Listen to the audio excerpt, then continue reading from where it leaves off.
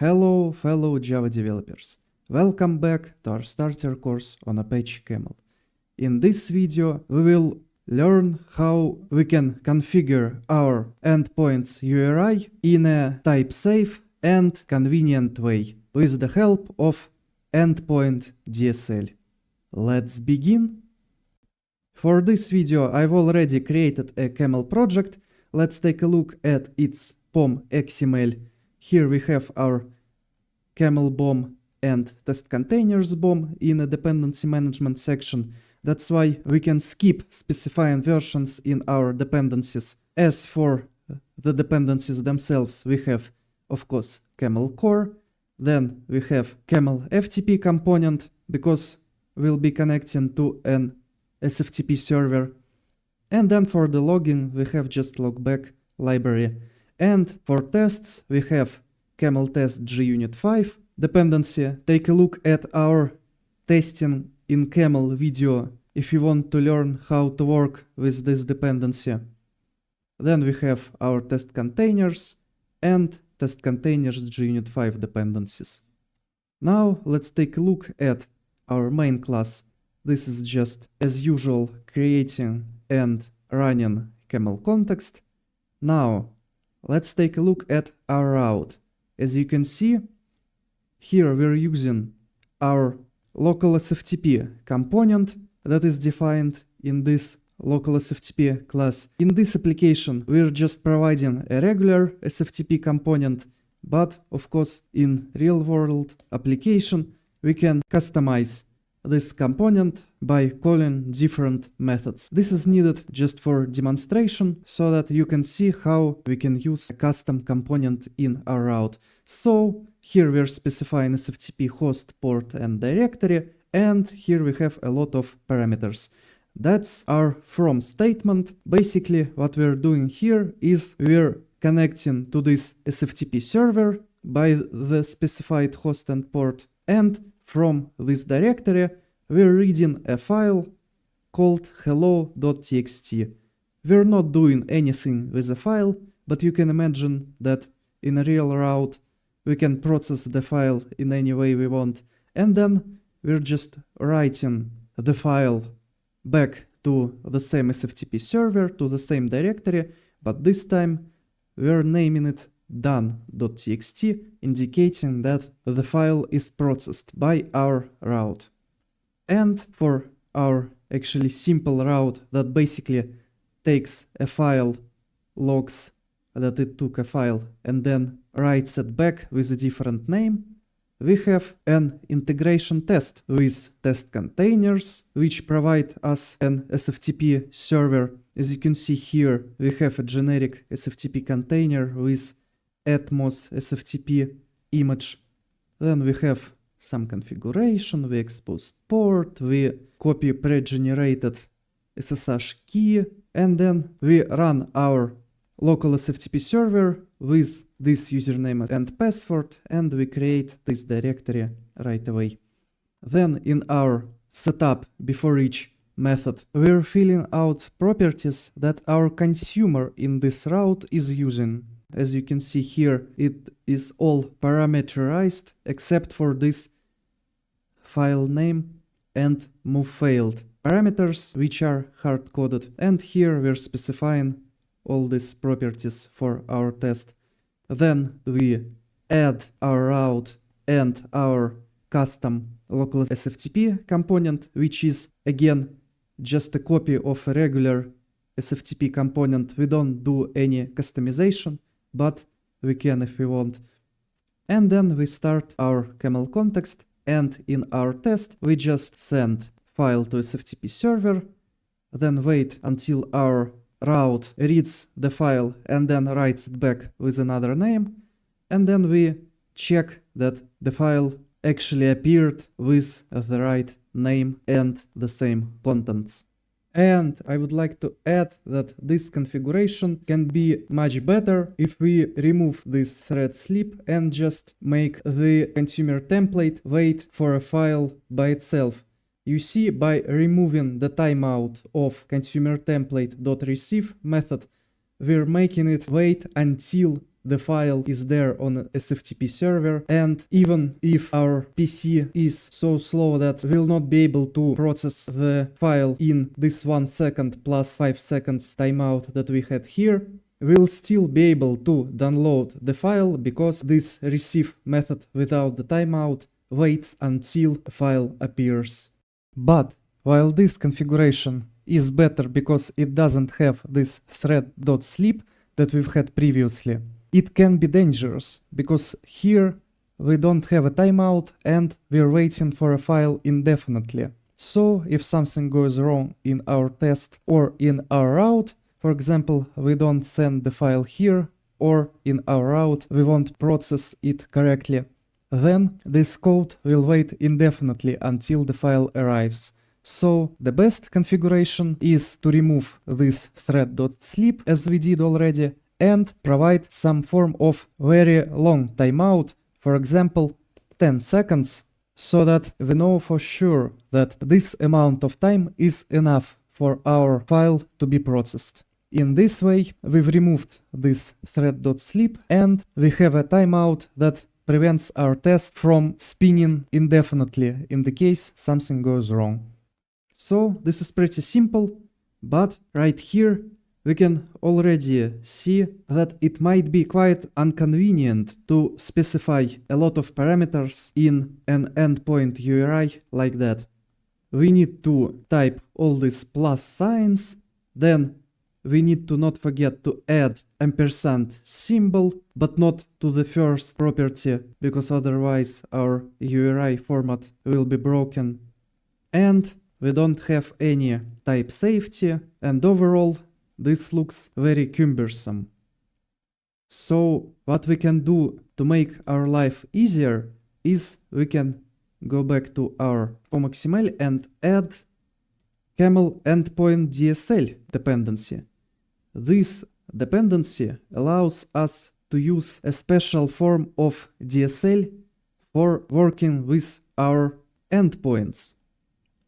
So instead of typing all this string, let me comment it for now, we can just type from, then we need to import SFTP static method, which is provided to us by this Camel Endpoint DSL dependency. And let me actually close this. Here we can specify our endpoint path like that, and then each parameter we can specify by a separate method call. As you can see, I am specifying username and password with the method calls. Let's also specify the known hosts parameter, and in general we can just make use of the same endpoint parameters as usual. So with the file name specified, you can already see that it is much more convenient than providing a URI string, because here we don't have to type all these plus signs, we cannot blunder our ampersands or equal signs, or in any other way mess up with our URL format. The URL will be constructed for us automatically. Before we move further, I would like to mention that sometimes if you cannot find the property desired in this list of methods that is provided to you by the endpoint builder, you need to call advanced method, and this will allow you to choose from the list of advanced options. So basically you will be able to choose any parameter that is used by the component specified. Now, what we also need to do is we need to somehow specify our local SFTP component to be used, because right now we're using our regular SFTP component, which we haven't configured in any way. So that's also very easy to specify a custom component to use with this endpoint URI builder. We can just provide its name as a first parameter in our static method call, and here we have it. We're calling our custom component now. So this way of creating endpoint URIs is the same as this, but more convenient, and as you will see in a second, more type safe. Because, for example, take this backoff idle threshold property. Now this method checks that we pass integer in it, while if we were configuring this backoff idle threshold in our regular string URI, we might have specified anything in it and got a runtime error when trying to construct the endpoint. And this is also works with Java objects parameters very nicely. For example, here you can see I can use filter property, and instead of creating Java object, then registering it as a bean in camel context, I can just provide a Lambda expression right here. This might not be the best way of doing it in a big application that makes use of beans mechanisms, but for small applications that is also very convenient. So let's delete these properties as we don't need them and move on. Think you can notice that we have two similar URIs. One is configured here like that, and the same URI is configured here with this SFTP method.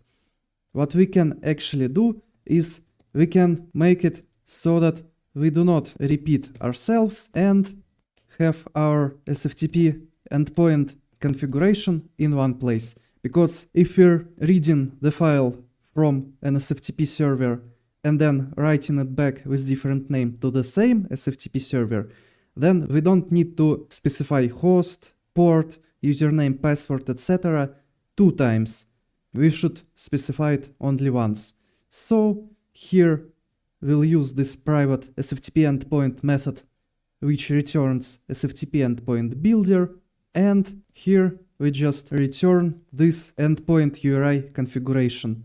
Now we can use our method in our from statement, and as you can see, our producer endpoint differs only by this moveFailed parameter, it doesn't have it, and by this file name parameter, which is different by its value.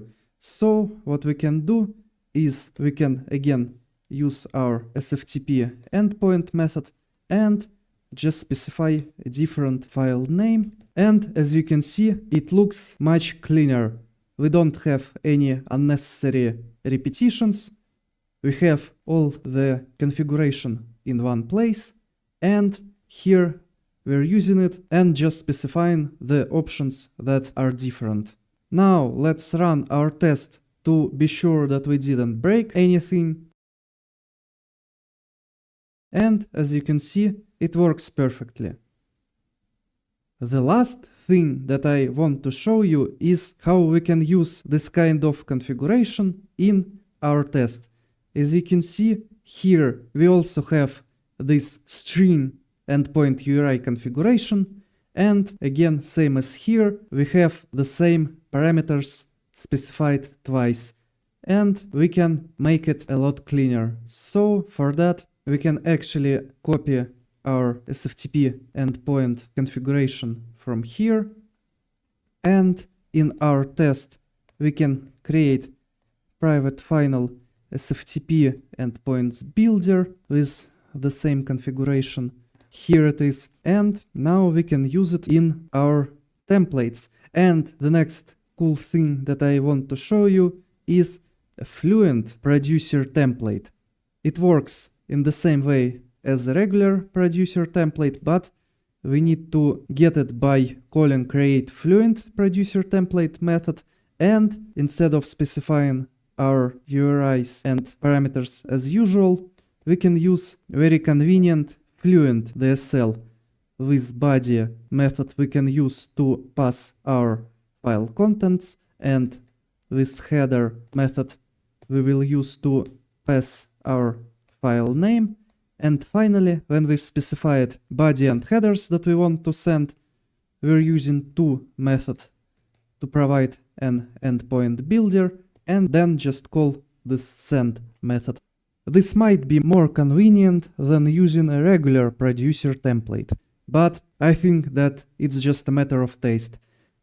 So consumer template remains the same, but instead of providing the string URL, we will make use of our SFTP endpoint builder, but this time we will specify file name, and as you can see, we cannot provide an endpoint builder to our consumer template. So to make it work, we need to call this getURI method. And again, same as with our route, now this looks much cleaner. So let's make a final check and ensure that we didn't break anything. And as you can see, our test runs normally and everything is fine. And the last thing we can do to make our test even better is to get rid of this endpoint configuration. Because we have the same configuration here in our route, let's make it static and package private instead of just private. In this way, we will not need to configure the same SFTP endpoint again, and we can just delete it and then use SFTP endpoint static method call. And the same here. This way, if we ever need to change the way how we connect to an SFTP, or maybe we change the endpoint, we will need to change it only once here in our route. And these changes will be reflected in our test automatically. So, when do you need to use this Camel Endpoint DSL dependency? Well, I think it is pretty obvious right now. If you don't have many endpoint URI parameters in your routes and all of your endpoint URIs are different, then you will not get much out of this endpoint DSL. But if you have many similar endpoint URIs with the same set of parameters, then this endpoint DSL might be very convenient and type-safe way to configure your endpoints. And it can also be used with FluentProducerTemplate that allows this with body, with header, then to and then send kind of DSL that might be more suitable for your use case. And with that, here is the end of our video on using endpoint DSL in Camel. Thanks for joining. Be sure to like, subscribe and hit that bell icon. And if you have any comments or questions, leave them down below. I will answer to all of those. See you in the next video. Until then, happy coding!